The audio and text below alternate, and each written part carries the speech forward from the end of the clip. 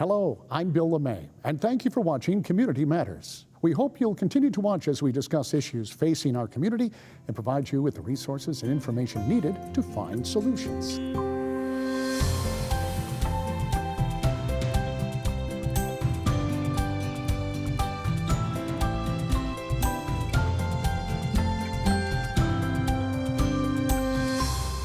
E-waste, that's your smartphones, computers, and other electronics that have to go somewhere when you're done with them.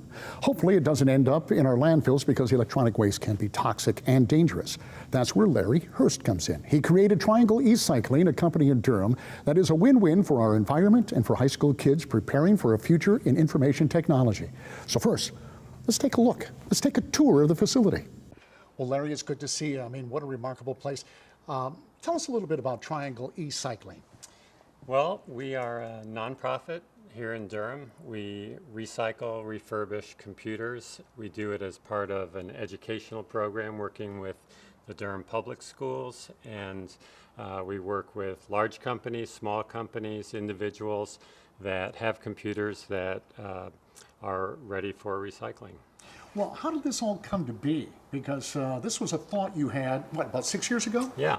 I was semi-retired, volunteering with downtown Durham nonprofit called Bull City Forward, and I was at the time mentoring social entrepreneurs, and I was trying to figure out a business model that would be a service to the community, be a support of jobs in the community, as well as a support for Durham Public Schools, and also something that could give back to the community and protect the environment as well. So this idea came to me, and I started researching computer recycling and realized that no one else was doing it in this way, and decided, why not?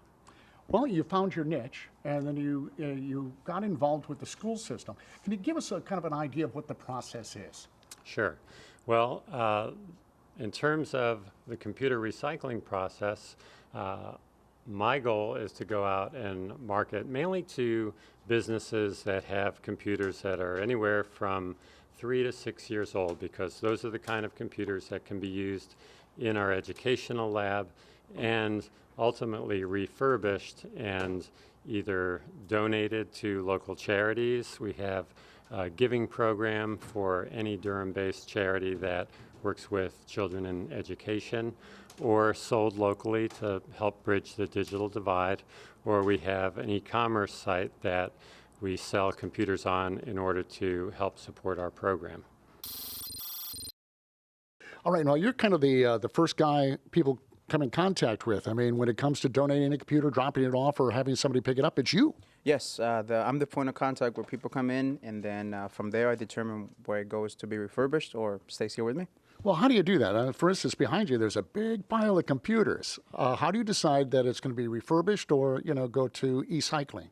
Primarily it's based on age. If it's too old to recycle, if it's too old to be refurbished, then we recycle it. But then also what the condition it is. If it's in good condition and we can refurbish it, then it definitely goes over there, and so we can test it and sell it or do something else with it. If not, then it stays here with me. I know everybody has an old computer sitting around. I mean, I certainly have a couple of them. This would be a great option for them. Yes, certainly. We welcome everybody to bring in their computers. We guarantee that all the data is destroyed. I personally destroy a lot of it, of the old stuff here, and then if not, Josh does the other side. And so we make sure that anything that comes through, it gets destroyed completely and then gets refurbished in a safe way that it won't end in a landfill. What happens after that first computer comes through the door? Well, when individuals come by and they drop off a computer, we'll take it and we guarantee the destruction of all the data on their hard drive. So we'll take that hard drive out, we'll put it on our sledgehammer device. All these drives are wiped completely, and you can be sure that all of your personal data, all of your business and banking information is gone completely. See, when I heard about the sledgehammer, I thought there was a real sledgehammer, but there isn't. How does this work? Well, it's really simple. You plug in a hard drive, and this sophisticated device then tells every hard drive to start wiping itself from start to finish. It puts zeros from the beginning to the end, and even a skilled computer technician couldn't remove your files from it. It's gone. I think that's a big concern, I think, for a lot of people to donate or even just getting rid of a computer at a junkyard or wherever you throw the computer away, that stuff can be stolen. So, okay, I dropped the computer off.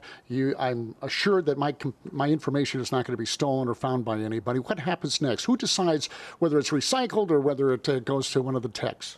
Well, this device also it tells us, is the hard drive healthy or not? We can reuse good hard drives and put them into computers that we refurbish over here. We also destroy any hard drive that doesn't pass the test. That way, if it can't delete the information that way, we're going to destroy it physically as well. For folks who might be watching then this morning, if they have a computer and rather than have it take up space in their closet, they should come on down. Yeah. Bring your computers here. We're open weekdays, 9:30 to 5. We also take corporate clients' computers. We guarantee data destruction with a certificate of destruction. We'll keep track of all the hard drives individually by serial number, and we'll also hand you a record when it's done. Okay, now we're going to introduce you to a gentleman named Oleg, and in fact, I've been talking to Oleg about all kinds of issues with my computer, so I take advantage of my position sometimes. But Oleg, it's great to meet you. Thank you for doing this. Yeah, pleasure to meet you, Bill. There's a lot of computers on the open market that are 3 to 5 years old that are recycled but are still good, and there's a lot of kids out there who don't have a great computer course that's hands-on. We take those two lacking parts, put them together, and we show these kids how to work with computers, but also more importantly, I think, is how to I like to call it, how to pretend to be a real adult, and how to fix these things up and maybe do it as a trade after they graduate. The thing is, every kid is different that we work with. Some kids are great on the computer tech side of it, but they lack some of the soft skills that are required for working in a business. And other kids are perfectly sociable and able to work with others just fine, but they have absolutely zero computer skill at all. We cater to both sides, and we try to round out students' weaknesses while supplementing their strengths.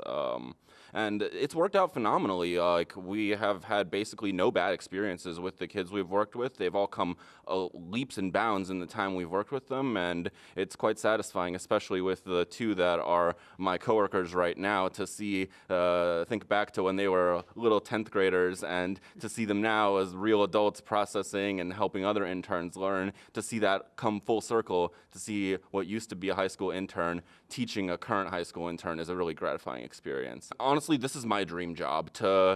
I love working with computers, but I also love teaching people, and these are my two big dreams that I wanted to do in my life, and I feel so fortunate that I got the opportunity to work in a company where I get to do these things to make a difference on a local scale, that you can really see the difference that we make in our community, not just with working with kids and teaching them and stuff, but the various community organizations that we donate computers to, all the different types of community outreach that we do.